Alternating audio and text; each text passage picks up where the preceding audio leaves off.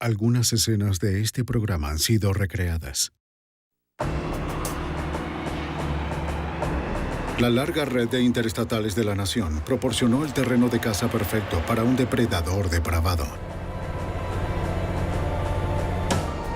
Se aprovechó de las mujeres que deambulaban por las carreteras.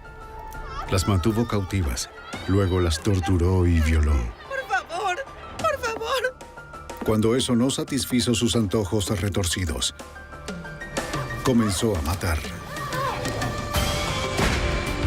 La evidencia se acumula, no tienen sospechosos evidentes. El centro de comercio es bombardeado. Ted Kaczynski es arrestado. Fugitivo a un prófugo.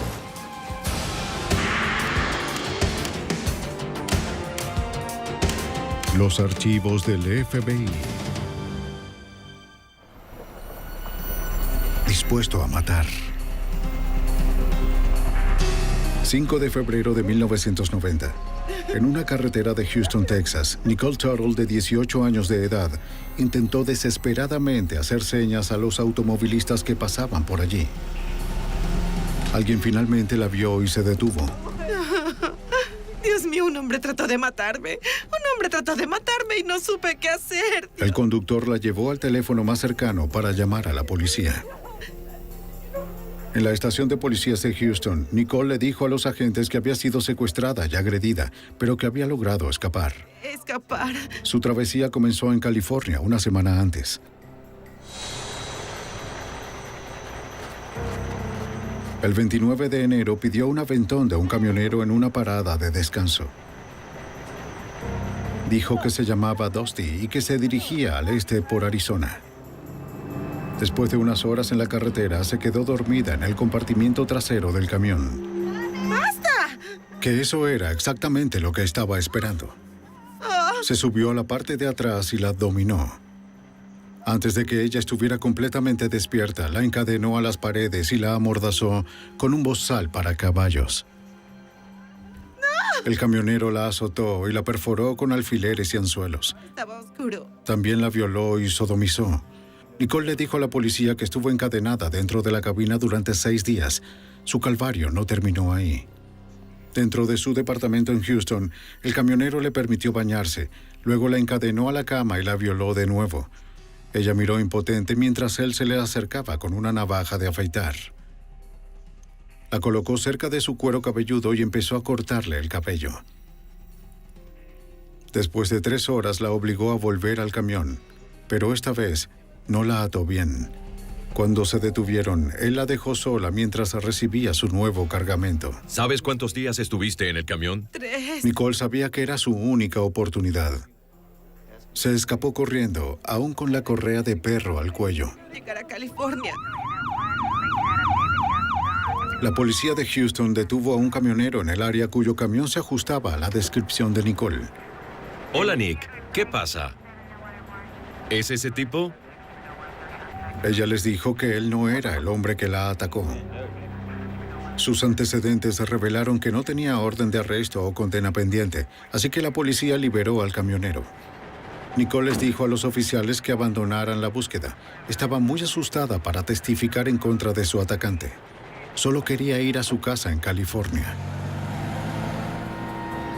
El 5 de febrero, el mismo día que Nicole escapó, otra mujer joven estaba en la carretera pidiendo aventones.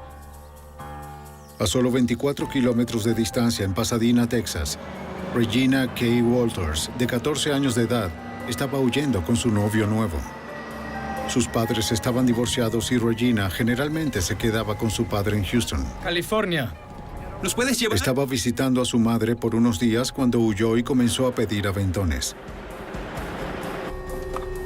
Ya sea que estuviese siguiendo el ejemplo de su nuevo novio o simplemente probando su independencia, el camionero pronto se fijó en la hermosa niña. Gracias, amigo. Te lo agradezco. La madre de Regina, Caroline Walters, era una madre soltera que trabajaba muchas horas como empleada de unas tiendas por departamentos. Cuando regresó a casa del trabajo, se sorprendió al ver que su hija no estaba en casa. ¿Regina? Su hija no respondió. Regina. Caroline no encontró ninguna nota y no vio ninguna otra señal de que su hija hubiera regresado a la casa. Revisó el contestador, pero Regina no dejó ningún mensaje. Caroline llamó a los amigos de su hija y al padre de Regina en Houston. Hola, Chrissy. Nadie había sabido nada de la chica. La angustiada madre reportó a su hija como desaparecida a la policía de Pasadena, Texas. Habló con una detective de la sección de menores y le dio a la oficial la descripción de Regina. Su hija de 14 años medía 1,50 m, pesaba 43 kilos y tenía el cabello largo y rizado de color marrón. La detective le preguntó a Caroline qué había hecho para encontrarla. Nadie sabe de ella. Caroline había publicado volantes de personas desaparecidas, pero nadie había respondido todavía. Sí. La madre preocupada no había sabido nada de su hija desde que discutieron 2 noches antes.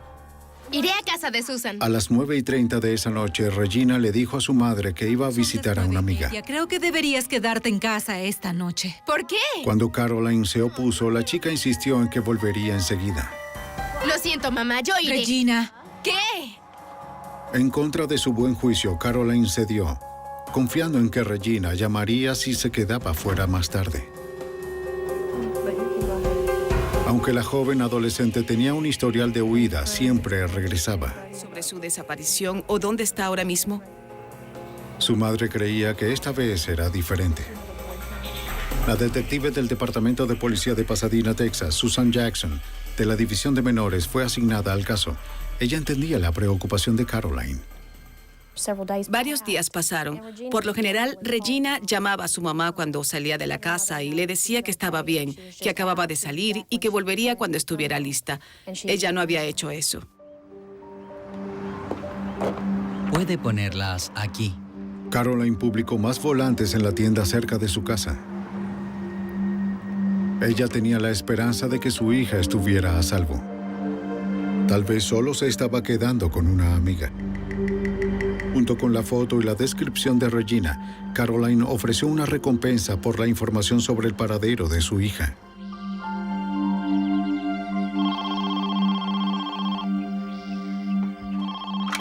Cinco días después de la desaparición de Regina, Caroline recibió una llamada telefónica. ¿Regina? La persona que llamó había visto a Regina hablando con 2 jóvenes la noche que salió de la casa de su madre. La persona solo conocía a los hombres como Billy y Ricky, pero ella recordó que Billy tenía una novia con el peculiar nombre de Urana. Caroline inmediatamente llamó a la policía. Al día siguiente, una segunda llamada le dio a Caroline la dirección de un departamento donde habían visto a Regina en una fiesta 2 días antes.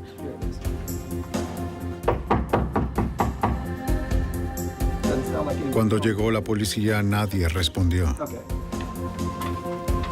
El gerente les dijo que el departamento fue alquilado a un hombre llamado Billy Wayne Gibbs. A la mañana siguiente, la detective les contó a sus colegas sobre el caso.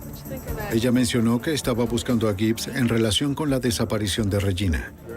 También estaba buscando a los otros 2, una mujer llamada Urana y un hombre llamado Ricky. Ella no sabía sus apellidos, Esa es la chica desaparecida. pero para su sorpresa, los oficiales sí. Billy Wayne Gibbs tenía una novia llamada Urana Sweet y un amigo llamado Ricky Lee Jones. Los 3 eran buscados en relación con un robo de auto. Enviaron unidades al departamento de Gibbs para esperar su regreso. Los agentes patrullaban las carreteras cercanas. Después de varias horas de vigilancia, detuvieron a Gibbs, de 17 años, y a su novia Urana cerca del departamento.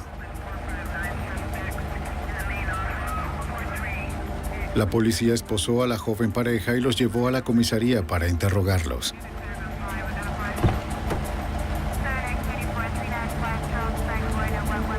El tercer sospechoso, Ricky Lee Jones, seguía en libertad.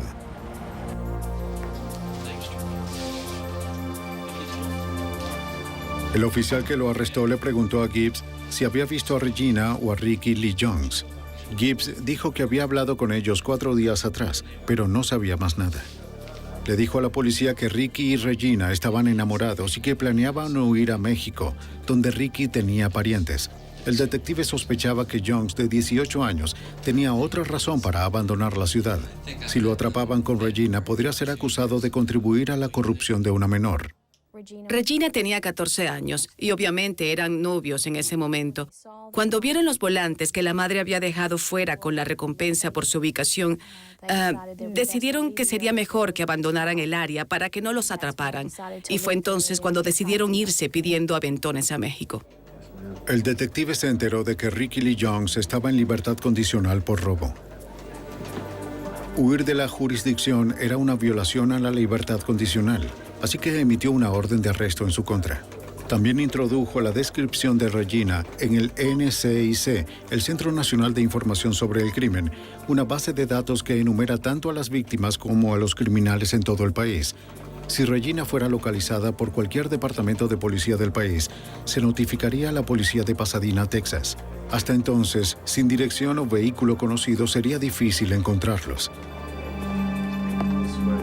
A 24 kilómetros de distancia, la policía de Houston entrevistó a Jerry Walters, el padre de Regina. Les dijo que el 17 de marzo por la noche había recibido una llamada inquietante al teléfono de su casa, número que no figuraba en la guía. La conversación fue breve y Walters no reconoció la voz de la persona que llamaba. Hola. El hombre le preguntó si él era el padre de Regina. Cuando Walters respondió que sí, el hombre le dijo que sabía dónde encontrarla. Dijo que estaba en un granero y que le había hecho algunos cambios. Le había cortado el cabello a la chica.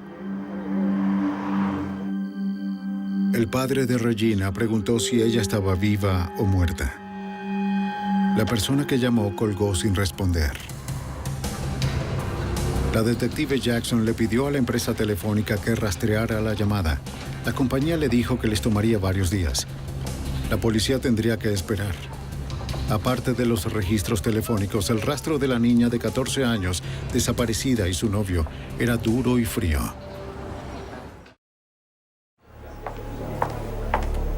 En marzo de 1990, la detective Susan Jackson, de la policía de Pasadena, Texas, continuó la búsqueda de Regina K. Walters, de 14 años. La niña estaba desaparecida desde febrero, cuando salió de la casa de una amiga con su novio de 18 años, Ricky Lee Jones. La única pista de la detective era una llamada anónima hecha al padre de Regina el 17 de marzo. La llamada aún no había sido rastreada. La misma noche que el padre de Regina recibió la llamada en Houston, la madre en Pasadena, Texas, también recibió una llamada. ¿Hola? Ella grabó la conversación como la policía le había aconsejado. Sí. Un hombre desconocido le dijo a Caroline que se reuniera con él a las 6:30 de la mañana siguiente en la tienda local. Tenía algo que decirle sobre Regina y quería decirlo en persona. Sin dar su nombre ni descripción, colgó. Caroline llamó a la detective Jackson, quien le dijo que era arriesgado encontrarse con él. Cuando Caroline insistió, Jackson dijo que la policía iría con ella para protegerla. Desde lejos, los agentes vigilaban a Caroline, mientras esperaba en la tienda de comestibles a la persona desconocida. No tenía forma de saber si el hombre sabía quién era ella, ni de cómo identificarlo. Su única esperanza era que él se acercara a ella. Estudió a todos los que entraban y salían y a todos los que usaban el teléfono. ¿Está hablando con él? No sé. Caroline esperó más de 2 horas. El desconocido nunca llegó. 2 días después, la policía de Pasadena, Texas, recibió los registros telefónicos de ambas llamadas a los padres de Regina. Se enteraron de que la llamada al padre de Regina en Houston la hicieron desde una gasolinera en Ennis, Texas, a 320 kilómetros al noroeste de donde fue vista por última vez. La llamada a la casa de su madre en Pasadena se hizo desde un teléfono público a pocas cuadras de distancia. En ese momento en particular, era obvio que estábamos muy preocupados por el paradero de Regina. Con las llamadas telefónicas y la información que recibimos, estábamos bastante seguros de que esto no saldría nada bien. 2 semanas después, Caroline le dijo a la detective Jackson que el hombre que la había llamado antes quería organizar otro encuentro en la misma tienda. La policía rastreó la llamada hasta un teléfono público cercano. La persona que llamó había huido. El 23 de abril, la policía encontró un esqueleto parcial de una mujer pequeña cerca de la orilla de un río en Pasadena, Texas. Determinaron que la edad y el peso de la niña eran similares a los de Regina. La detective Susan Jackson llevó los registros dentales de Regina al forense. Fui a la oficina del forense con la información. Hicimos una comparación en algunas radiografías dentales y encontramos que esta persona en particular no era Regina. Pasaron meses sin pistas. Los padres de Regina temían lo peor. El 12 de octubre, 2 niños estaban jugando cerca de un camino de tierra en Manville, Texas, a 42 kilómetros al sur de Houston. Cerca de la carretera se encontraron con un montón de leña. ¡Vaya! Encontraron algo que jamás olvidarían. Restos humanos. Corrieron a casa para decirle a sus padres que llamaran a la policía. Los oficiales llegaron y aseguraron el área. No pudieron identificar el cuerpo en el lugar. Estaba demasiado descompuesto y no había ninguna billetera o identificación cerca. Todo lo que la policía podía presumir era que la víctima era un niño o un adulto joven. Esperaban que una autopsia les dijera más. La detective de Pasadena, Texas, viajó a la oficina del médico forense del condado de Harris, trayendo los registros dentales de Regina. La forense comparó esos registros con las radiografías del cadáver. No coinciden. Pero no coincidían. Fue un poco decepcionante, aunque nos sentimos muy aliviados de que no fuera Regina. Sus padres, en este punto en particular, estaban preocupados de que íbamos a recuperar un cuerpo y no íbamos a localizar a Regina con vida, y estaban listos para algún tipo de cierre en este punto. Mientras la búsqueda continuaba en Texas, hasta el otoño de 1990, un granjero se preparó para quemar su viejo granero en el condado de Bond, Illinois. No había entrado en años. El granjero subió al pajar para hacer una última revisión del lugar. Miró por el lugar abandonado, pero solo encontró objetos que hacía tiempo que habían sido desechados. Nada parecía especialmente inusual o fuera de orden. Entonces, algo le llamó la atención. Miró más de cerca el heno esparcido y vio un esqueleto que parecía ser humano. El granjero llamó inmediatamente a la policía.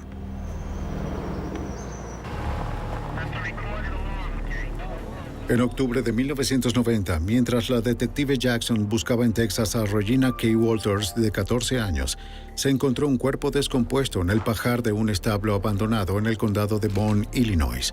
El agente Mike Shealy, de la Policía Estatal de Illinois, acudió a la escena. Recibí una llamada de la oficina local del alguacil del condado de Bond, Illinois, y me informaron que habían encontrado un cuerpo en un lugar rural cerca de la Interestatal 70, que es una de las principales que viajan a través del condado. Los técnicos de la escena del crimen llevaron a cabo una búsqueda minuciosa en el granero. No se encontró ropa en o cerca del cuerpo. No había billetera y ninguna identificación. Encontraron un solo hilo blanco cerca de los huesos que parecía demasiado nuevo para haber estado en el viejo granero por mucho tiempo. La policía fotografió los restos desde varios ángulos. Encontraron alambre que coincide con el que estaba alrededor del cuello del cadáver. Quedaba algo de cabello en la cabeza. Debido a que el cráneo era tan pequeño, la policía creía que la víctima era probablemente un niño. La gente de la cercana Greenville no había visto un asesinato en 10 años. El anonimato de este crimen era especialmente preocupante. La policía no tenía forma de saber si la víctima era de la zona o si fue arrojada allí por alguien que pasaba por la cercana Interestatal 70. Al principio ni siquiera estaban seguros de la edad o sexo del cadáver. El antropólogo forense Mark Jonesy fue llamado para realizar un examen. Hizo varios descubrimientos que ayudaron al agente estatal de Illinois, Mike Shelley, a identificar a la víctima. Mark pudo determinar que se trataba de una joven de entre 14 y 16 años. Su peso aproximado era de 40 a 45 kilogramos. Había indicios de que le habían cortado el cabello. Los extremos distales habían empezado a crecer de nuevo, pero los forenses no habían dicho que era reciente. Se determinó que la causa de la muerte fue estrangulamiento. El asesino casi había cortado la cabeza de la víctima retorciéndole el alambre alrededor del cuello 16 veces. Por las condiciones de las articulaciones y vértebras, John C. creía que la niña había sido asesinada casi un año antes. Un científico forense analizó la fibra blanca encontrada cerca del cuerpo. Tal vez daría una pista de lo que la joven o su asesino llevaban puesto. Determinó que la fibra era principalmente de algodón, pero no provenía de la ropa. Probablemente vino de una toalla. Buscando en la base de datos nacional de crimen, el agente estatal Mike Shelley registró a la desconocida de Illinois como una mujer blanca de 14 a 16 años de edad, probablemente asesinada en septiembre de 1989. Nos alarmamos al ver que había 950 coincidencias con el grupo de edad, la categoría y el calendario, lo que dificultó mucho la tarea de iniciar el proceso de identificación. Redujo el campo a alrededor de 100 al especificar la fecha de la muerte de la víctima, más cerca de la primavera de 1990. El investigador entonces envió mensajes a las agencias de policías que trabajaban en esos casos. La detective que investiga la desaparición de Regina Walters en Pasadena recibió el mensaje el 16 de octubre. Ella creía que la descripción del cuerpo encajaba con la de Regina y llamó a la oficina del alguacil del condado de Bond en Illinois. La recepcionista le dijo que había recibido tantas respuestas que el alguacil tendría que llamarla. Antes de colgar, la detective recordó la misteriosa llamada telefónica que había recibido el padre de Regina. La persona que llamó dijo que la chica estaba en un granero. Cuando le pregunté si el cuerpo había sido encontrado en un granero, me transfirió inmediatamente al alguacil y comencé a hablar con él. E inmediatamente se descubrió que posiblemente era Regina. Así que comenzamos a trabajar y empezamos a enviarnos mensajes. La detective hizo otra pregunta basada en la llamada telefónica del 17 de marzo al padre de Regina. ¿La chica del granero tenía el pelo rapado? Las autoridades de Illinois confirmaron que sí. La chica encontrada en Illinois concuerda con la descripción de Regina. Enviamos una copia de los registros dentales a Greenville, Illinois, a la oficina del alguacil, y esos registros dentales fueron comparados con el cuerpo que fue descubierto allí y se confirmó que era el cadáver de Regina. Quedaba una pregunta. ¿Dónde estaba el novio de Regina, Ricky Lee Jones? Los detectives pidieron ayuda al FBI. El agente especial Mark John, un experto en comportamiento de la oficina del campo de Houston, fue asignado como agente del caso. Y traté de entrar y contactar a todas las personas que estaban involucradas con Ricky o Regina. Quería ver si mencionaron algo que hubiera sido valioso para localizar a Ricky. En su antigua escuela secundaria, los detectives de Pasadena también continuaron investigando a Ricky Lee Jones. Sí, tengo la información por aquí. La consejera dijo que Jones no se había matriculado en el último año. ¿Sabe cuándo fue la última vez que estuvo en la escuela? ¿Tiene alguna información? Tenía poca información sobre él, aunque sí proporcionó su última dirección conocida. Era el hogar de la familia de Jones. Su hermana Tammy era la única que estaba allí. Dijo que nadie en la familia había visto a Ricky durante más de un año. ¿Un año? ¿No lo has visto en un año? Lo habían descartado como un niño malo, creyendo que terminaría en prisión. Sí. La detective preguntó si tenían parientes en México.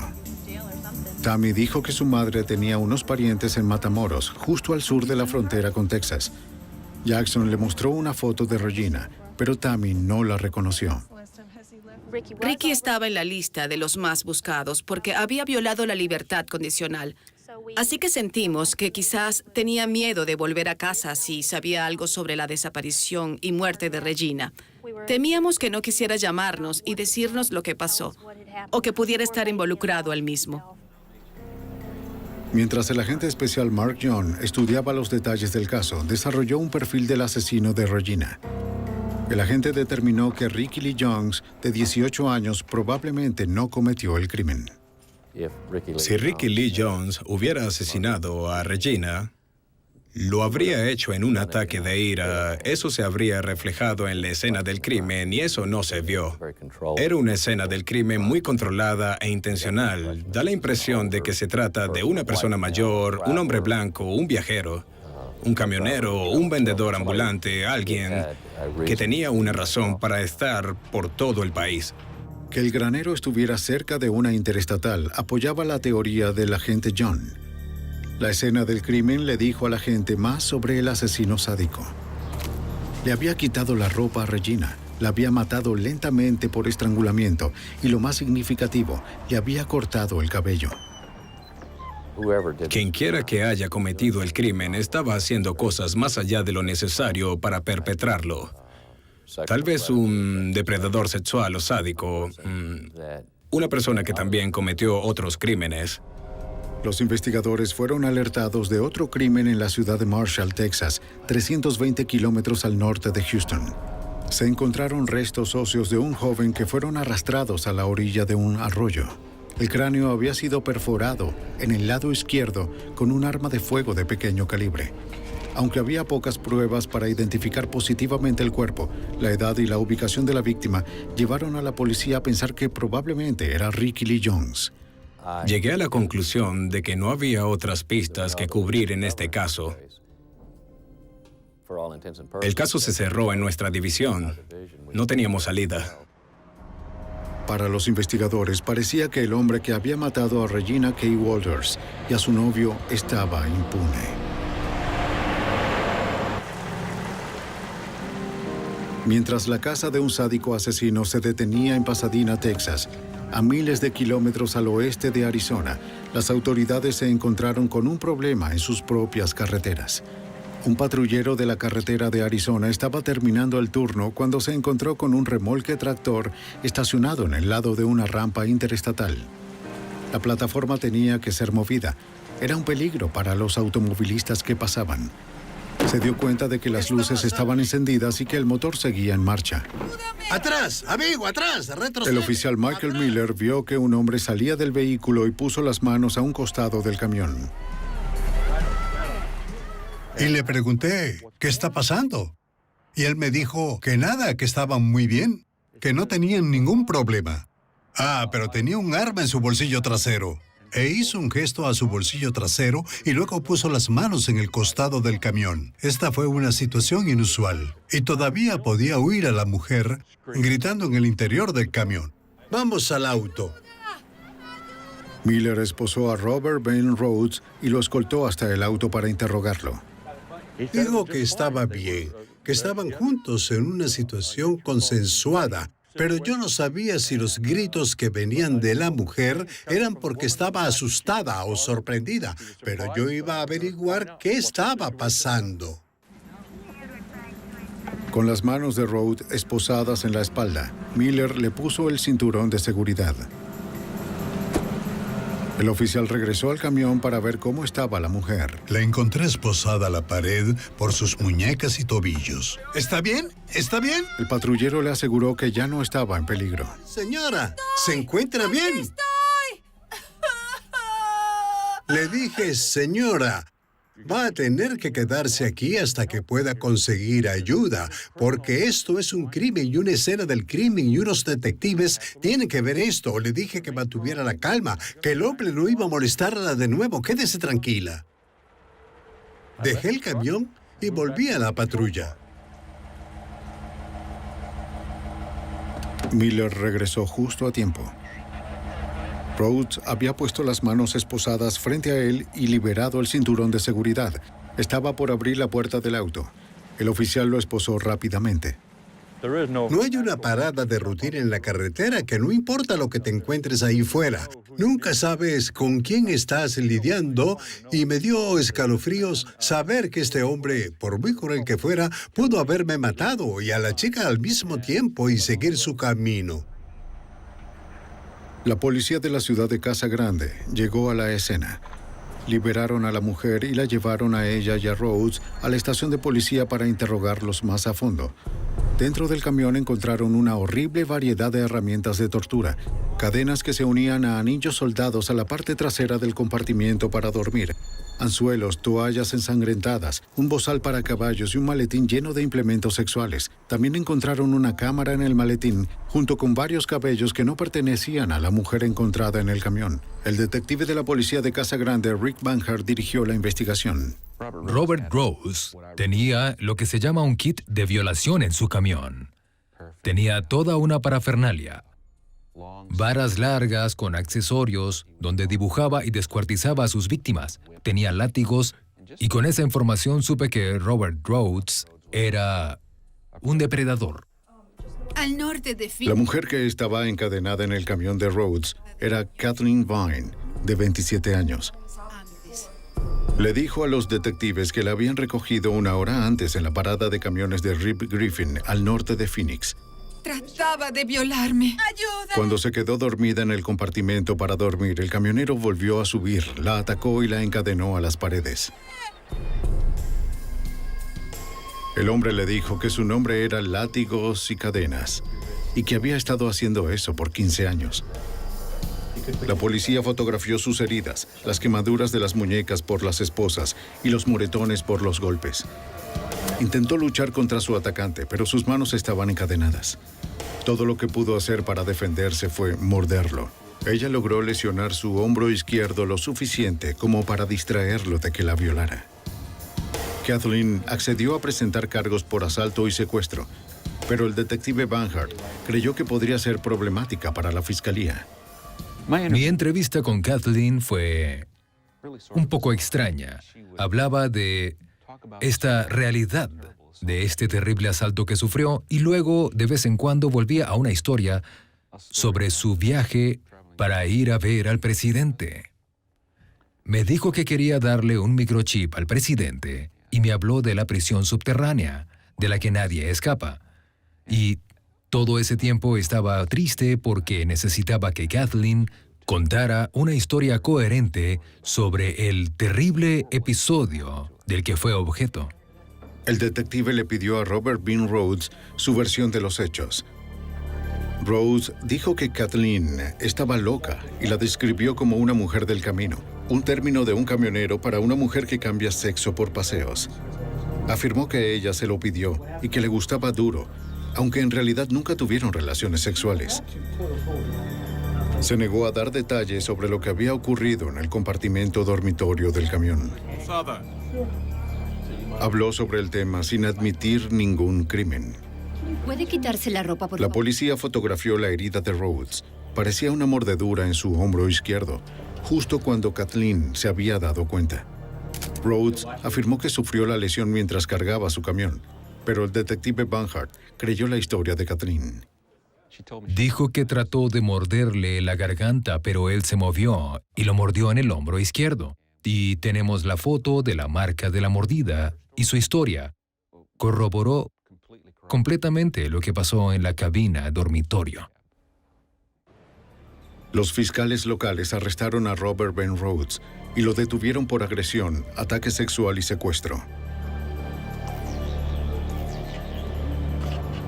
Pero la única testigo, Kathleen Vine, sufría de delirios paranoicos.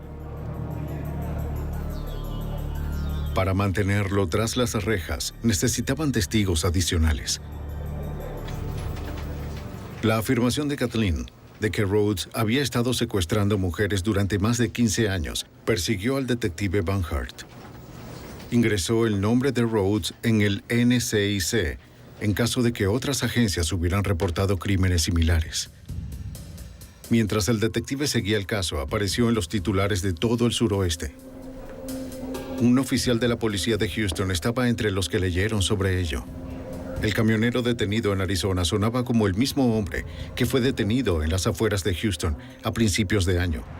La policía sospechó que Rhodes había mantenido cautiva a una mujer en su camión durante 6 días, violándola y torturándola hasta que finalmente escapó. No pudieron presentar cargos, ya que la mujer no pudo identificarlo. El sargento Bomar de la policía de Houston describió el caso al detective Banhart. Fui contactado por el sargento Bomar.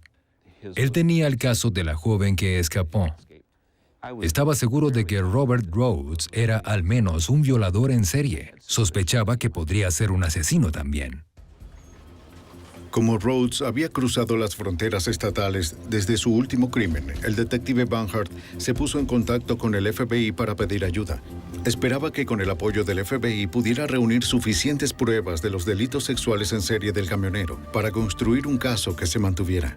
El agente especial Bob Lee, de la oficina del FBI en Houston, sabía que el lugar para empezar estaba en el apartamento de Rhodes en Houston. Habló con la casera de Rhodes. Ella había revisado el departamento después del arresto del camionero y se horrorizó al encontrar herramientas de tortura ensangrentadas. Basándose en su declaración, el agente Lee consiguió una orden para registrar el lugar. Sabemos que los violadores en serie a menudo guardan recuerdos de sus víctimas, ya sea una pieza de ropa o una joya o lo que sea. Cuando entramos parafernalia de tortura. Encontramos cadenas, esposas, un estante al que alguien podría estar atado y muchas joyas de mujer. Los agentes y la policía de Houston también encontraron toallas blancas ensangrentadas, ropa de mujer y montones de fotografías. Las instantáneas mostraban a algunas mujeres con el cabello rapado, con varios grados de desnudez, atadas y con moretones. Se parece a ella. Los investigadores creían que Rhodes tomó las fotos como recuerdo de sus crímenes para revivir el terror de sus víctimas. Aunque los agentes tenían ahora pruebas de que él era probablemente un violador en serie, no pudieron identificar a ninguna de las víctimas a partir de las fotos. Sin testigos adicionales, el caso en Arizona aún era débil. La única testigo de la fiscalía, Kathleen Vine, era cuestionable. Un juicio sería una disputa de él dijo, ella dijo, y una mujer perturbada podría no convencer al jurado. Para diciembre de 1990, lo mejor que podían hacer los fiscales de Arizona era ofrecer a Rhodes un trato de 6 años, incluyendo el tiempo cumplido y la opción de reinserción laboral, si se declaraba culpable de los cargos contra Vine. Su abogado aceptó. En un año, Rhodes podría gozar de libertad condicional, acechando a una nueva presa. En octubre de 1991, un año después de que Regina K. Walters, de 14 años, fuera encontrada muerta en Illinois, su caso seguía sin resolverse. El agente especial Mark Young, un analista del FBI, predijo que el asesino era probablemente un camionero o vendedor ambulante con delitos sexuales previos. Su comportamiento característico era cortarle el cabello a su víctima. Young habló con las autoridades locales con la esperanza de que tuvieran casos abiertos que pudieran coincidir con el perfil. Un día, Bob Lee, que era agente del FBI en el Escuadrón de Crímenes Violentos, me escuchó hablando por teléfono con un oficial de policía y dijo que tuvo un caso en el que trabajó hacía unos meses, donde un camionero secuestró a una joven y le rapó el pelo de la cabeza. El nombre de la víctima era Nicole Tuttle. También había sido violada repetidamente y había escapado el día en que Regina Walters y Ricky Lee Jones fueron vistos por última vez con vida el lunes 5 de febrero de 1990. Ese mismo día, la policía de Houston había detenido a un camionero llamado Robert Ben Rhodes, que encajaba con la descripción de Nicole sobre su atacante. En ese momento les dijo a los oficiales que era el hombre equivocado. El agente especial Bob Lee, de la oficina del FBI en Houston, recordó que Nicole cambió más tarde su historia en el hospital donde fue tratada por sus heridas. Más tarde esa noche, les dijo a los detectives que Robert Ben Rhodes era de hecho el individuo que la había secuestrado. Cuando se le preguntó si quería presentar cargos, le dijo al oficial de policía que todo lo que quería hacer era irse a casa. Lee también le dijo al agente John que Nicole no era la única víctima del camionero. Rhodes estaba cumpliendo condena en una prisión de Arizona por el asalto a Kathleen Vine y tendría la opción de salir por reinserción laboral en 3 meses. El agente describió entonces el registro de la residencia del camionero. Y él dijo que habían encontrado algunas fotos en su departamento, algunas de sus propias fotos, con alguien de pelo corto que al parecer estaba en un granero. Las escalofriantes fotos retrataban a una joven en diferentes lugares con una variedad de trajes seductores. En el granero llevaba un vestido negro protegiéndose de la cámara de Rhodes. Cuando vi esas fotos, dije, esa es Regina Walters. Para poder verificar eso, fui con la familia y obtuve varias de sus fotos y había rasgos faciales y marcas exactamente como las fotos que Rhodes tomó. El FBI comenzó a construir un caso de secuestro y asesinato contra Robert Ben Rhodes. Revisaron las pruebas en el departamento de Rhodes y encontraron más fotos de Regina. También encontraron varios artículos de ropa femenina, incluyendo un vestido negro, que los examinadores del laboratorio confirmaron que era el vestido que Regina llevaba en las fotos. El agente estatal de Illinois, Max Shealy, fue notificado. Envió las pruebas encontradas en el granero de Greenfield al laboratorio del FBI en Houston. Los examinadores del laboratorio descubrieron que la fibra de algodón recuperada en Illinois era consistente con las toallas ensangrentadas encontradas en el departamento de Rhodes en Houston. Pero los resultados no fueron concluyentes, ya que ese tipo de toalla era muy común. El detective Jackson de Pasadena, Texas, se reunió con los agentes Shealy, John y Lee en la oficina del FBI en Houston para discutir lo que necesitaban para una acusación sólida contra Rhodes por el asesinato de Regina y las otras víctimas anónimas. Con Rhodes acercándose a la fecha de liberación, el agente estatal de Illinois, Mike Shealy, sabía que iban contra reloj. Era candidato para libertad condicional y en realidad tenía la opción de trabajar fuera de la prisión, casi en un sistema de libertad condicional, así que estábamos bajo presión para que lo acusaran y lo arrestaran por los cargos que se le imputaban. Siéntate aquí. De acuerdo. Los agentes entrevistaron al antiguo empleador de Rhodes en Houston, Mike Eggleton. De uno de sus empleados. El dueño de la empresa de camiones no se sorprendió al verlo. Eggleton había sido interrogado por las autoridades anteriormente. Hace unos años, la policía local sospechó que el camionero había agredido a una mujer en la parte trasera de su camión, pero nunca se presentaron cargos formales. El camión que Rhodes había conducido lo habían vendido, pero Eggleton proporcionó su número de identificación de vehículo, así como los registros de transporte y los recibos de combustible de Rhodes. Mientras los agentes esperaban a que se encontrara el número de identificación del camión, se armó una cronología de los viajes de Rhodes. Los agentes encontraron recibos de combustible de una gasolinera en Ennis, Texas, el 17 de marzo de 1990, en el mismo lugar y fecha en el que se hizo la llamada al padre de Regina, Jerry Walters. Varias de las llamadas locales a la madre de Regina, Caroline, también coincidieron con la estadía de Rhodes en Houston. Se mantuvo una pregunta sobre las llamadas. El asesino podría haber obtenido fácilmente el número de Caroline, de los volantes de personas desaparecidas en la ciudad, pero ¿cómo había conseguido el número de casa de Jerry Walters, que no estaba en la guía? El agente John encontró la respuesta en las pruebas almacenadas en Arizona. Fue allí que localizamos el pequeño cuaderno espiral de Regina Walters y la portada tenía toda su información personal, la dirección y el número de teléfono de su madre y el de su padre. Cuando John volteó el cuaderno, encontró algo aún más inquietante. Un mensaje que creía había sido escrito por el propio Rhodes. Un cuchillo y una pistola fueron dibujados sobre una frase que parecía tener sangre goteando de sus letras. La frase decía: Ricky es hombre muerto. Solo una prueba de ADN confirmaría si los restos parciales del joven encontrado en el sureste de Texas eran de Rick Lee Jones. Desafortunadamente, los investigadores carecían de una fuente conocida de ADN de Jones para realizar una comparación. Desde que Rhodes afirmó haber estado secuestrando y torturando a sus víctimas durante los últimos 15 años, el equipo presentó su cronograma a VCAP, el Programa de Detención Criminal Violenta, una base de datos del FBI que enumera miles de crímenes resueltos y sin resolver en todo el país. A pesar de la información limitada y las lagunas en la línea de tiempo, la detective Jackson no se sorprendió cuando el sistema devolvió más de 50 posibles coincidencias con casos abiertos de homicidio y personas desaparecidas. Sus viajes a Houston, Baltimore, a Los Ángeles y viceversa, en cuestión de 4 o 5 días, podrían dar una idea de a cuánta gente tiene acceso y de los lugares remotos en los que podría abusar de estas personas y deshacerse de ellas.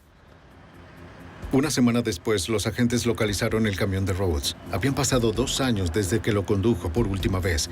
Desde entonces, la cabina había sido limpiada, repintada y utilizada por otros conductores, pero la evidencia de sus crímenes de alguna manera sobrevivió.